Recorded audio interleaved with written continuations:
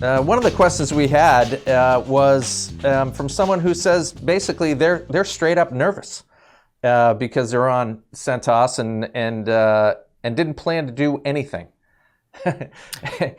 which I don't think is a strategy that is going to scale. So can you talk us through a little bit about what options they might have at this point?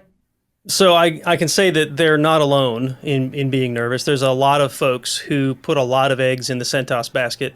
And if you're not aware, June 30th is the end of life. That is end of updates for CentOS Linux 7, which is the currently only release of CentOS Linux, which should be in production, right? CentOS Linux 8 went away before 7. I know that's a weird setup, but that's kind of how it panned out. So if you're still on 7, I just want you to know you have some options to get off of 7. Now, today's webinar was mostly about SQL Server, so these are all framed in the SQL Server mindset. There are more options for folks that maybe aren't depending on running that SQL Server option. So we have more information on that. You'd want to contact your Red Hat sales rep if you've already got a relationship with us. But as far as the SQL Server context, the first option, and this isn't really recommended, but it is an option, you could essentially do nothing. And what's going to happen there is when the end of life for CentOS Linux comes, you'll no longer get OS support. You'll no longer, I shouldn't say support, you'll no longer get OS updates for CentOS itself, which is a bad place to be, especially if you're in a space that really depends on those compliance standards and whatnot. Because as vulnerabilities come in, you're not going to get patches for them anymore, which is kind of a big deal. I want to double click on that because that is a big deal. Yes. While things won't stop necessarily working, right? You may not realize the vulnerabilities that are emerging underneath everything seeming as if it's continuing on. Right. Right. Nothing will stop CentOS Linux 7 from functioning, but the next time there's a major vulnerability that impacts CentOS Linux 7, you won't get an update for it. And that's a big deal. I mean, for anyone who has really any system running, that's a big deal. I don't care if it's in your basement or running your enterprise. That's a big deal. What other options do we get? So as I was saying, you will still get limited support from Microsoft for the SQL Server side, but the operating system beneath it, you're not getting updates anymore. Not a good place to be.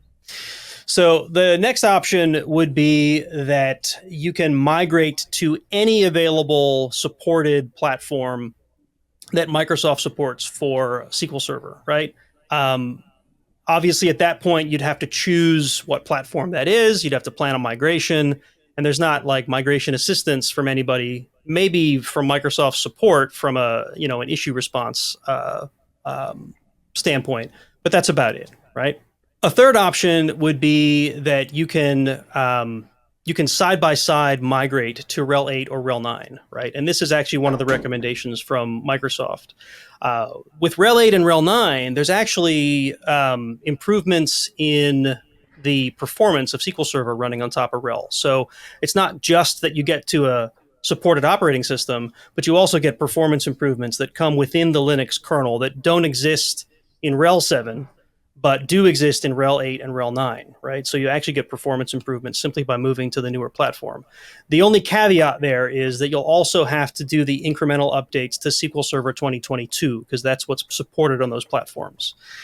There are options where you can migrate to RHEL 7 as well, but a thing you're going to want to be aware of there is the end of maintenance for RHEL 7 coincides with that end of life for CentOS Linux 7, right?